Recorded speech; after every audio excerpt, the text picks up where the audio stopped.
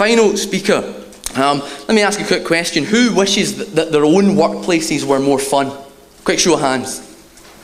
Which is a pretty good show of hands. Most people, and you guys are sacked at the front, I'm telling you that now. Well, our next speaker, I think, will agree with you. He runs his own consultancy. He's worked with clients such as Skyscanner and M&S. He's a long-standing CIPD advisor, and his mission, which I love, is to change the world of work one conversation at a time. You're going to enjoy a very energetic session in the lead up to the break. Hopefully a bit of playfulness as well. Please welcome up Perry Timms.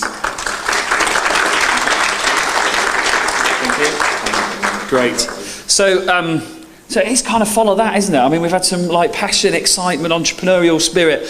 But Gary's right. I mean, there's something I stand for, which is that, you know, work can be fun, this kind of sense of fulfillment. So I often say, because I go and talk to a lot of HR people, and I don't have to apologise for being in HR there, because they're in HR as well. But to everybody else, I say, I'm in HR, but don't hold that against me.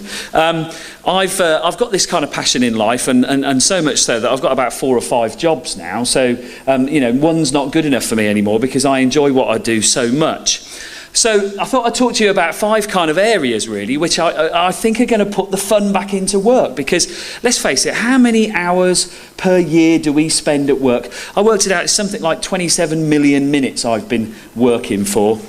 So I thought, well, I'd better have some fun doing all that. So I've got these 5 things, the digitisation and socialisation of work, because I'm kind of looking at work now, and you talked about the zero inbox thing, and the kind of, oh yes, I've got rid of all my emails. And then some bugger sends you a spam invite to some kind of event you don't want to go to, and then you haven't got zero anymore. So email has kind of made work a lot more of a solo sport. We're just kind of hunkered down on this PC and we're just kind of tapping away. You walk into most offices around the world, do you even hear a human conversation now? Largely not. You just hear tickety, tickety, tickety, ping, tickety, tickety, tickety, ping. So what I'm seeing now, though, is people going, well, that's not good enough anymore because I'm a social beast and I want to get social. So I'm looking at that. I'm looking at what I'm calling the decline of the job proposition, and I'll talk to you about what I mean by that.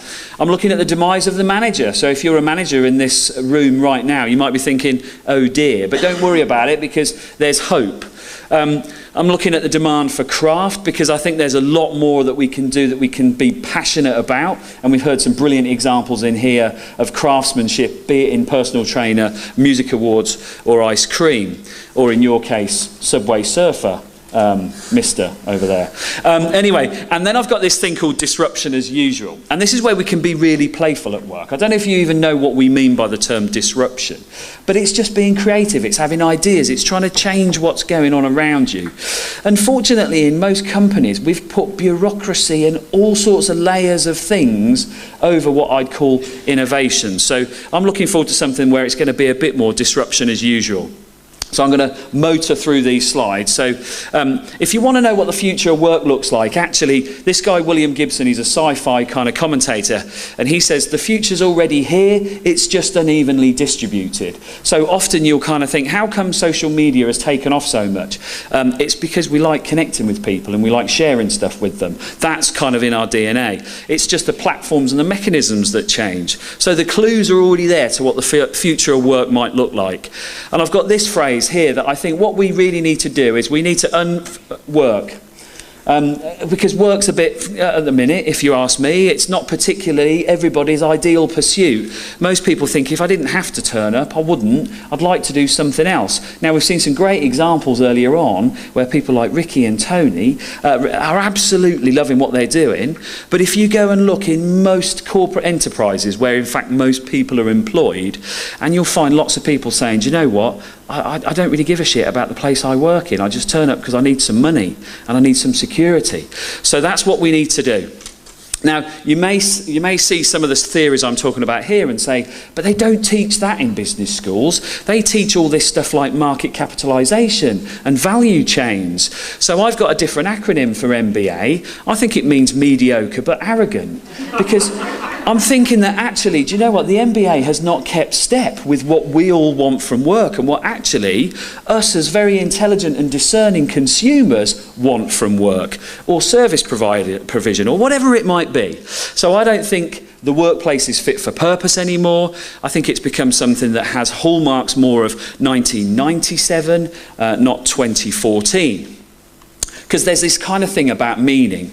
And whenever I talk to people about the meaning at work, people often say, well, hang on a minute, if you're a chicken plucker in a factory in Chester, how can you have a lot of meaning in what you do?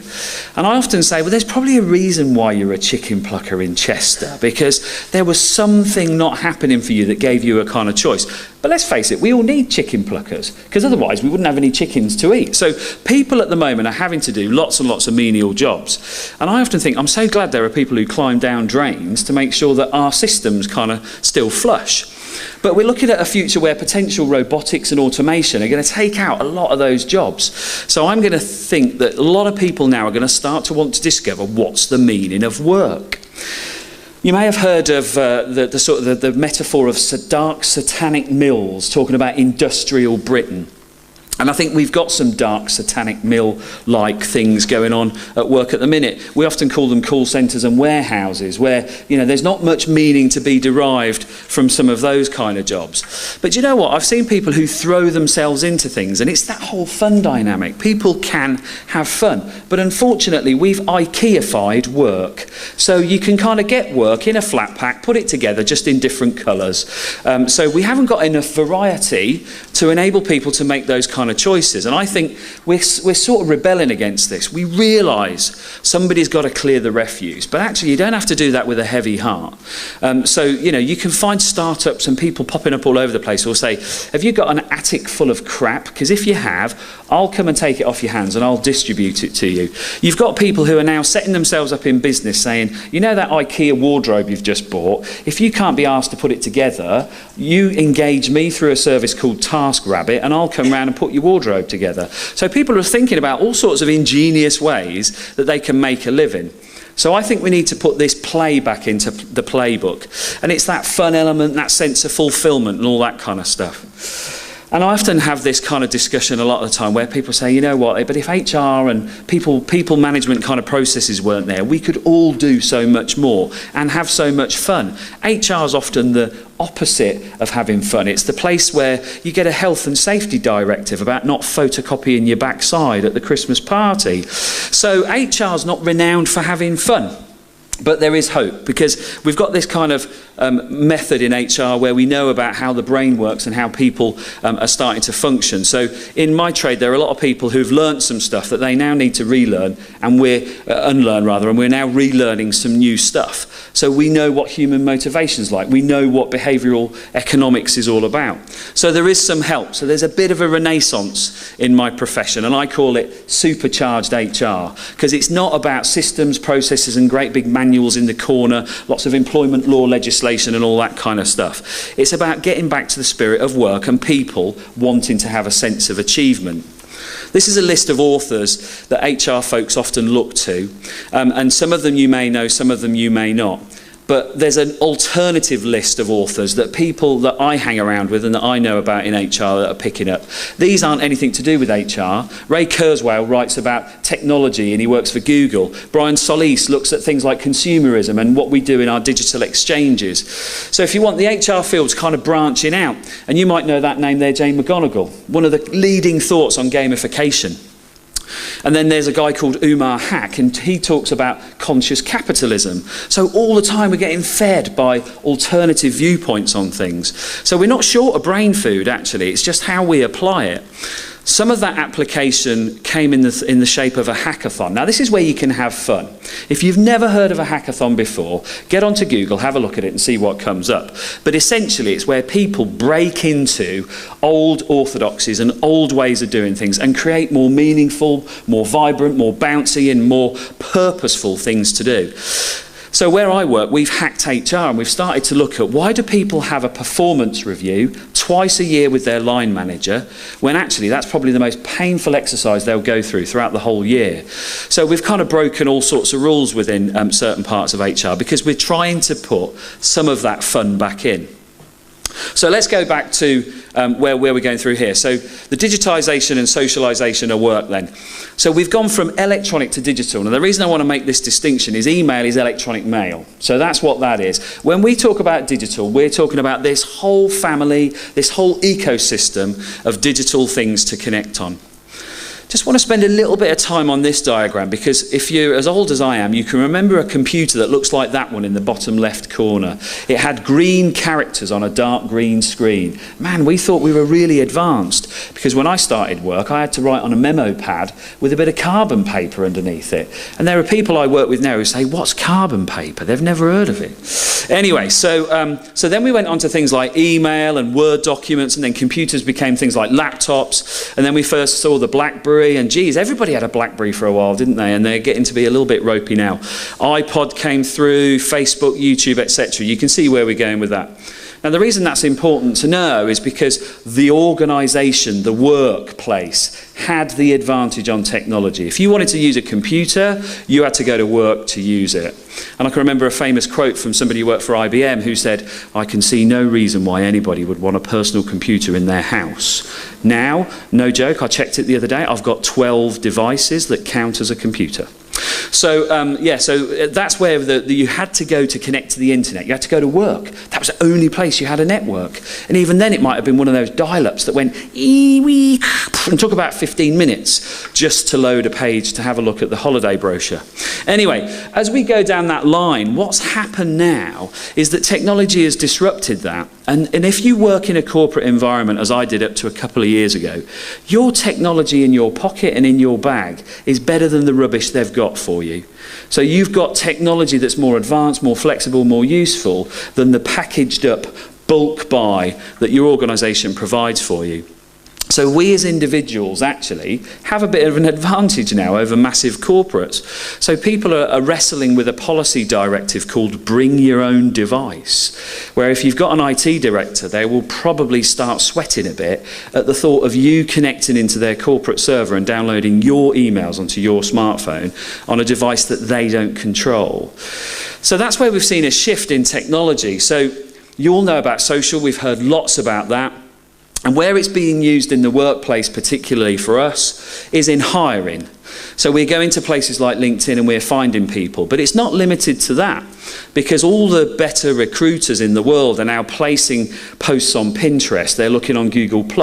They're even using something in Facebook called a graph search, which is a natural language search that says, tell me where there are computer programmers based in Kilmarnock, and it will give you a list of people through Facebook, whether you follow them or not, whether they're in your network or not.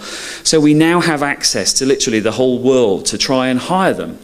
And that's given organisations an advantage to finding people, of course, but clearly for you as an individual, it also means you can get found. So I've seen some examples where somebody turned their CV into what looked like an Amazon page, and they described their features as, you know, an Amazon product would, with the likes and the references from other people. Anyway, so social is helping us with that. It's also about engaging people in what they do, and by this we're talking about the voice and the representation that employees have. It's even coming into what we do as work, and so I talked about email as a very individual kind of sport. Something like SharePoint or something like using cloud-based drives, that's much more team-oriented, because you can be working on a document at the same time as somebody else. So hopefully I will never have to look at a Word document with that aberration called track changes on it. Have you ever? I'd rather stick a pin in my eye than read something from that. Anyway, so, and we're also using it for learning. I mean, you know, there's absolutely no reason why you would need to go on any degree course, because you could pick up what you wanted through a number of channels. Through your network, through Twitter, through something called MOOCs, which are massive open online courses from Harvard, Stanford, Yale, all the big universities across the world. Information, course study programs available for free for you to use whenever you want. So this stuff is disrupting every field going. Yet people in my profession in HR often say, yeah, but it's a bit antisocial, isn't it? Because you're in your phone and that's all you're doing. And then I just look at that picture from the 1950s where they're reading their newspapers on the commute and think, that looks less social to me. Anyway, so Interesting statistic. Recently, a survey was done in the US, and about 49% of people who were asked the question actually believed that adverse weather conditions would affect cloud computing. So that shows you the level of engagement that some people have about this kind of opportunity. But we're now looking for digitally savvy people. I mean, I'm guessing most of you are here because you're digitally savvy. But it's almost like we don't need to ask people questions about, can you actually sort of use Microsoft Word? We want people who understand how they can create their own ecosystem of digital tools. I'll skip that one, but I've got this kind of premise that the job's dead, long live work. And why would I say that? Well, I'm in HR, so our industry is turning a series of tasks into something called a job that we then go and hire out and find somebody to come and do.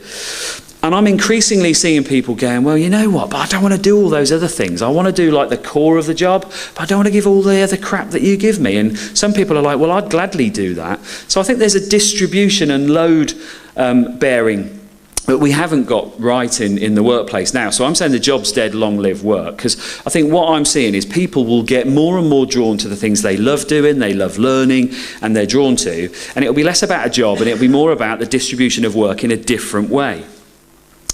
So I think we're looking at something a bit like what I call a solutions marketplace. So you imagine if you work in a company, you've probably got about 50 or 60 problems that you'd love to solve quite readily. But because people have got these jobs and they've got a list of tasks, they're not naturally inclined to volunteer themselves to help with these solutions. Unless you actually say to people, well, if we distribute some of that and give you some space, you can then vote with your feet and come and join a team who are trying to solve a problem. Now that was done by a toy manufacturer in America quite recently. They took several hundred employees off-site who were willing to do so, and they got them to invent new products, and they came up with 25 new lines. They reckon they saved themselves about £2 million worth of research and development. So if you've ever got an R&D department, what people are now starting to say is that doesn't stand for research and development, it stands for rip off and duplicate. So we could see people kind of bidding for work. We've also got this thing where I spend a lot of my time in coffee shops, and we're calling it the Coffice, because you go into any coffee shop now, and how many laptops are up? How many people are on tablets and so on? And they're not all just playing games. They're connecting, they're running their businesses, they're doing their emails or whatever it is. So we're now seeing people say, I don't want to turn up at that satanic mill, sterile, open plan, rubbish place you call an office, because actually I'm pretty productive when I'm hanging out in places I want to hang out in. Now in the past, the employer would have said, no, you've got to come on site and use our technology. They haven't got that excuse anymore. We can connect from wherever we want to connect. So it's all this smarter working stuff, and I think you've got a speaker from IBM coming on tomorrow. IBM have a philosophy where nobody has a desk. They just turn up wherever they need to turn up. So they've got a laptop or a piece of kit that's mobile, and they work wherever they need to. So this is really bringing into challenge the orthodoxy of a 9-to-5 day in an office or a business park. And actually it's starting to give we as workers much more choice than we've ever had in the past. And it's because the lines are changing. That on the left is your traditional organisational hierarchy. On the right, that's how things get done now. It's a lot messier, but actually, do you know what happens there? It's about voluntary effort. It's about people saying, I enjoy doing this and I want to vote myself into doing that kind of activity. And that's why we're starting to see this demise of managers potentially, because believe me, when you see the effort that goes into voluntary kind of commitments, you only have to look at things like the cleanups in the riots in London a couple of years ago. They were all organised through social networks. It was people saying, I'm not going to make any money out of this, but I care and I want to turn up and collaborate with other people. Nobody was told to do that. And Wikipedia is a great example here. Wikipedia, if you wrote out everything on Wikipedia, it'd take you about 30,000 years to write it out. Wikipedia took about 3 years to get to where it is because people put their effort in. They didn't get paid for it. It was a completely voluntary effort because people enjoy collaborating. It's kind of fun. So I think we're starting to see this team sport come back in because we can now hang out with who we want to hang out with to solve those problems, to give us a sense of achievement, to go home at the end of the day and your significant other says, what did you do today? And you don't have to say, well, I had a few meetings and I did a few emails. Because that's kind of all it is. So I think what we then want to go back and say, do you know what, I solved 3 problems and created a new line and I've got a customer who's just bought me a bottle of wine. So it's that kind of thing I think we're starting to see coming into it. This is a guy called Gary Hamel, and if you're looking for somebody to read up on, he's the guy who's ultimately kind of predicting the demise of managers, and there's a lot of what he says is totally true. He's got this theory of management 2.0, and this is where he thinks management needs to mature to, because if you look at most management kind of processes, they are about control and discipline and rigour and all those kinds of things. But when you look at what managers should be doing, they should be enabling people, they should be equipping people, supporting people, guiding people, helping them. So there's much more of the qualities on there about being open and collaborating, giving people autonomy to get on with things. There's a company in Australia who are a software company, and every month they say to people in that workplace, for 24 hours do whatever you want, work on whatever you want with whoever you want, just work on something that's valuable to this company, and the managers literally just stand back and get out of the way. So they've had new products being built that way. So something about bringing people's sense of entrepreneurial spirit back in, I think, needs it, because leaders in work are only just above the level of trust of lawyers and politicians. Even estate agents now are trusted more than bosses and leaders in work. So they've got a lot to do about repairing their image. And I think that the days of the managers only having the answers is gone. I think managers should be helping us achieve outcomes. So I'm seeing people now start to want to get more into craft. We've got this kind of abundance of stuff. You know, I've got 12 devices at home. Why do I need 12 devices? We can buy brilliant stuff fairly cheaply because we've made that manufacturing thing But you get a reaction to somebody handwriting you a letter now saying thanks for the work you did. You are almost blown over by that show of difference, that show of something from the heart. So I think there's a kind of a move now to people wanting to buy a unique product, or maybe wanting to have something made and get back into those sort of values.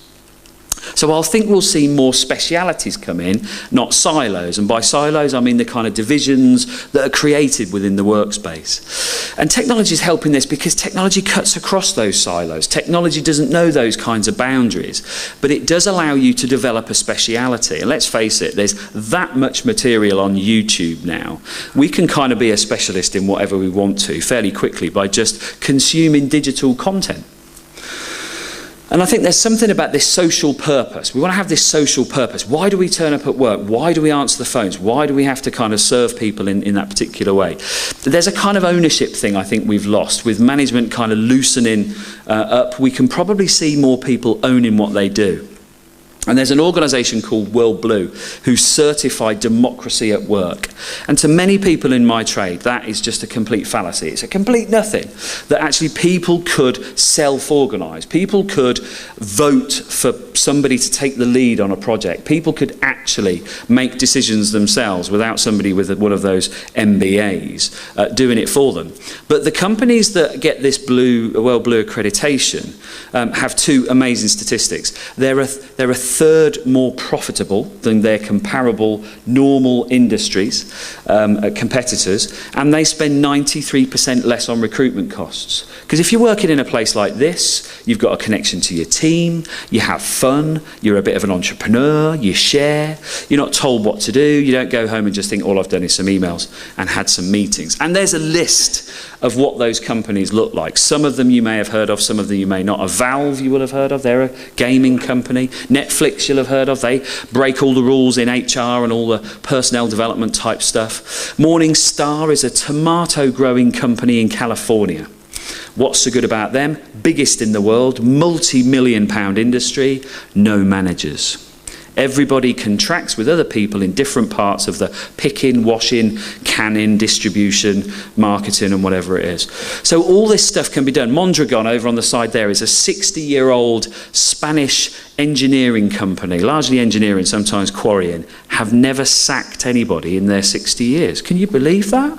But these are companies that run on human spirit. They have fun with each other. It's not forced socialisation. And lots of them have gotten where they've gotten to because technology has enabled them to do. So this disruption as usual thing I'm talking about, the amount of times I speak to people and say, if only somebody listened to me, because that process is crap and it stops me doing it quickly.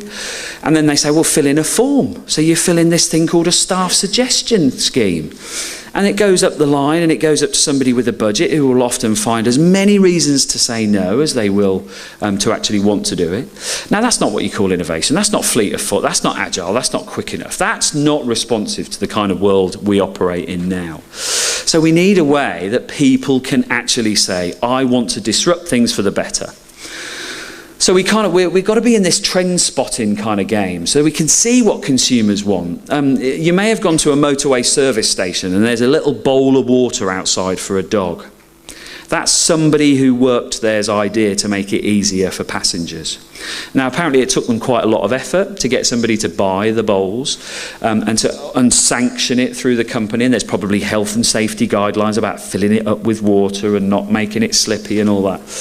But we get in the way of innovation at work, and that shouldn't be the case because we can spot the trends. We're consumers. We know what we need to bring into the workplace. So we should all be chief innovation officers because we've all got a vested interest in making things better for us. So why shouldn't that translate into the place we work? So we can get crowdsourced creativity. So the alternative to the staff suggestion scheme that I've seen, the biggest bureaucratic waste of time I've seen in a long time, is that you put a staff suggestion on a wiki inside your company's technology infrastructure.